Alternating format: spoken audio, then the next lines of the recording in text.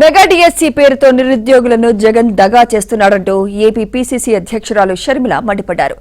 ఈ నేపథ్యంలోనే చలో సెక్రటేరియట్ కు షర్మిల పిలుపునిచ్చారు. అయితే ప్రభుత్వం మాత్రం అడుగడుగునా ఆమెను అడ్డుకునేందుకు యత్నించింది. ఎన్ని ఇబ్బందులు పెట్టినా సరే షర్మిల మాత్రం సెక్రటేరియట్ వెళ్లేందుకు ప్రయత్నించారు.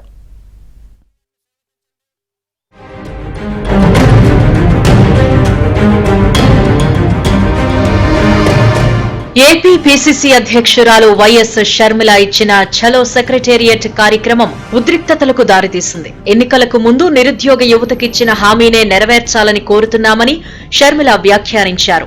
నిరుద్యోగ యువతకు ఉద్యోగాలివ్వాలని, దగా డిఎస్సీ వద్దు మెగా డిఎస్సీ ఇవ్వాలి అంటూ షర్మిల డిమాండ్ చేశారు. శాంతియుత నిరసనకు తాము పిలుపునిస్తే పోలీసులు, ప్రభుత్వం తమను నిర్బంధిస్తోందని ఆగ్రహం వ్యక్తం చేశారు షర్మిల. వదిలిపెట్టకపోతే సీఎం ఇల్లు ముట్టడిస్తామని హెచ్చరించారు. 2,30,000 ఉద్యోగాలు ఏపీపీఎస్సీ ద్వారా మీరు ప్రభుత్వ శాఖల్లో భర్తీ చేస్తామని చెప్పి మీ సైన్యం తయారు చేసుకోవడానికి 1,20,000 ఉద్యోగాలు, ఆర్టీసీని విలీనం చేసుకుని 51,000 ఉద్యోగాలు, అలా తీసుకున్న 1,85,000 ఉద్యోగాలు మీరు భర్తీ చేస్తే అవి కాదు అనుకుంటూ అవుట్ సోర్సింగ్, కాంట్రాక్టు అన్ని కలుపుకొని మీరు 6 లక్షల ఉద్యోగాలు ఇచ్చుకుంటున్నామని డబ్బా కొట్టుకోవడానికి కొంచెమన్నా సిగ్గుండాలి కదా అని అడుగుతున్నాం. నిరుద్యోగ యువతకు ఉద్యోగాలు ఇవ్వాలని, మెగా డిఎస్సీ ఇవ్వాలని అడుగుతున్నామన్నారు. నిరుద్యోగుల తరపున పోరాడుతున్న తనను పోలీసులు ఎందుకు అరెస్టు చేస్తున్నారు అని షర్మిల నిలదీశారు. జాబ్ క్యాలెండర్ ఏమైంది అన్నారు. షర్మిలను పోలీసులు అరెస్టు చేసే సమయంలో తన చేతికి గాయమైందని ఆరోపించారు. సచివాలయంలో వినతి పత్రం ఇద్దామని వస్తే ఎవ్వరూ అందుబాటులో లేరని ఎద్దేవా చేశారు. సీఎం, డిప్యూటీ సీఎం, మంత్రులు సచివాలయానికి ఎందుకు రావడం లేదు అని ప్రశ్నించారు షర్మిల.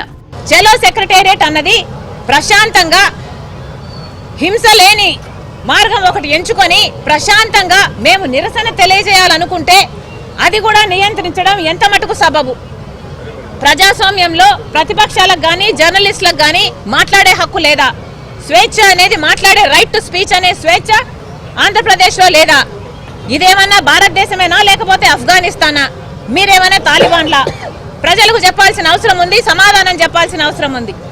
రాష్ట్ర వ్యాప్తంగా తమ నాయకులను హౌస్ అరెస్ట్ చేయడంపై షర్మిల మండిపడ్డారు. ప్రభుత్వానికి పాలన చేతగాదని ఎద్దేవా చేశారు. రాష్ట్రంలో కనీస అభివృద్ధి కూడా జరగలేదని ఆరోపించారు షర్మిల. రాష్ట్రానికి వైసీపీ ప్రభుత్వం చేసిన ఒక్క మంచి పనేంటో చెప్పాలని సవాల్ చేశారు. ఒక మెట్రో కూడా కనీసం చేత కాలేదు. ఈరోజు ఏం చేతనయింది అంటే జర్నలిస్టులను కొట్టడము, ప్రతిపక్షాలు పోరాటం చేస్తే ప్రజల పక్షాన మాట్లాడితే వాళ్ళని అతి దారుణంగా అవమానించి ఇదిగోండి గాయపరిచి మరీ పోలీస్ స్టేషన్లలో కూర్చోబెట్టడం, ఇదే చేతనైంది సర్కార్కి. మరి మీకు ఎందుకు ఓట్లు వేయాలి అని ఆంధ్ర రాష్ట్ర ప్రజలు అడుగుతున్నారు. నమ్మించి వంచన చేయడం కాదా ఇది అని అడుగుతున్నాం. మరి మెగా డిఎస్సీని అదే జగనన్న గారు 23,000 ఉద్యోగాలను భర్తీ చేస్తామని చెప్పి కూడా 5 సంవత్సరాలు గడిచిపోయింది. 5 సంవత్సరాలు భర్తీ చేయలేదు. 5 సంవత్సరాలు గుడ్డిగురాలకు పళ్ళు తోమారు. 5 సంవత్సరాలు కుంభకర్ణులా నిద్రపోయారు. ఒక కాంగ్రెస్ పార్టీ ఈ రోజు కొట్లాడుతుంటే మమ్మల్ని కూడా గాయపరిచి మమ్మల్ని ఎత్తుకొచ్చి పోలీస్ స్టేషన్లలో పెడుతున్నారు. ఇక జర్నలిస్టులు అడిగితే వాళ్ళని చితక బాదుతున్నారు. ఇది ఎక్కడ న్యాయం అంటున్నాం? ఇది ప్రజాస్వామ్యం అవునా కాదా? ప్రభుత్వం సమాధానం చెప్పాలి. పెద్ద పెద్ద మాటలు చెప్తారు కదా. షర్మిలను పోలీసులు అడుగడుగునా అడ్డుకోవడంపై కాంగ్రెస్ శ్రేణులు ఆగ్రహం వ్యక్తం చేస్తున్నాయి. రాత్రి నుంచి ఆంధ్రరత్న భవన్లోనే షర్మిలను నిర్బంధించారు. మానవహారం, నిరసనల తరువాత సచివాలయం వెళ్లేందుకు అనుమతించిన పోలీసులు ప్రకాశం బ్యారేజ్ దాటిన వెంటనే అరెస్టు చేశారు.